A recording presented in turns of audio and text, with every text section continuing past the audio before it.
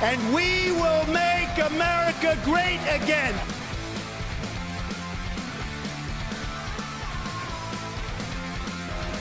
Good morning, America. Welcome to Puns and Politics, where the punchlines meet the policy lines. I'm your host, Abraham S. Dinkin. Today, a major topic in America is the executive orders President Trump has put into action.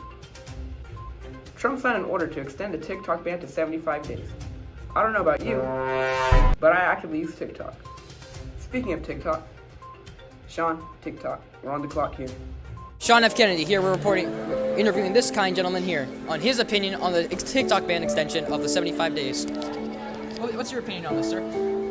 On the TikTok ban, well, I don't have TikTok, but I know a lot of kids do, so I'm sure a lot of people are upset or looking for something new to do. But honestly, I don't much care. It doesn't affect me, so. You heard it here from a man who doesn't really use TikTok. They don't really care that much. But in a second, we're going to get a second interview from somebody who actually does use TikTok. Thank you, sir. And now we'll get a second opinion here.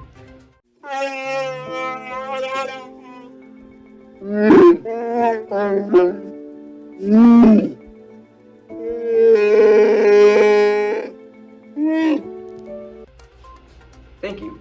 Now our second topic is something that reminds me of a video game. Trump's catch and release of immigrants. Trump wants to catch all illegal immigrants and deport them back to Mexico. Now we have Sean interviewing the folk. Sean, now you.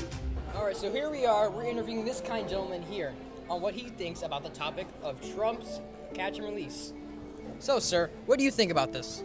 Now, honestly, there are some good parts and bad parts to it.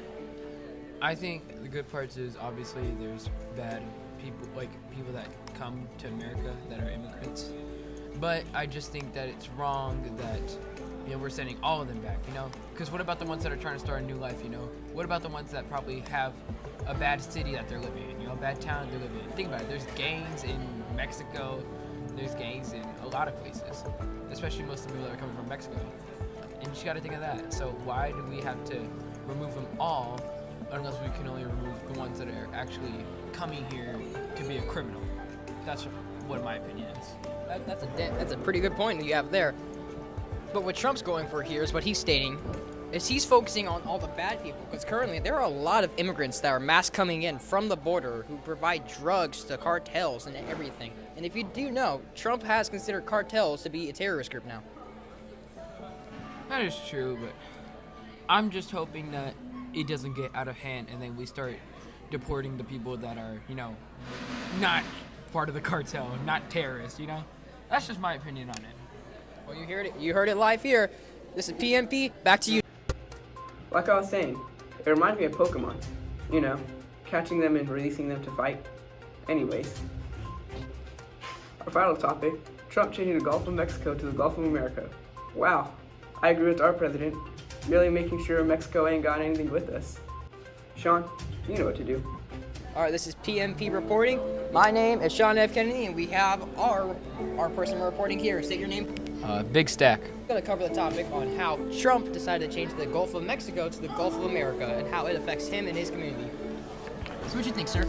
Well, I just want to know what he was thinking at the time, because there's so many other things we could be worrying about right now, like the Ukraine problems and stuff all around the world. And he decides to change a body of water that has been around for about 400 years, since the 1600s, and changes it from the Gulf of Mexico to the Gulf of America.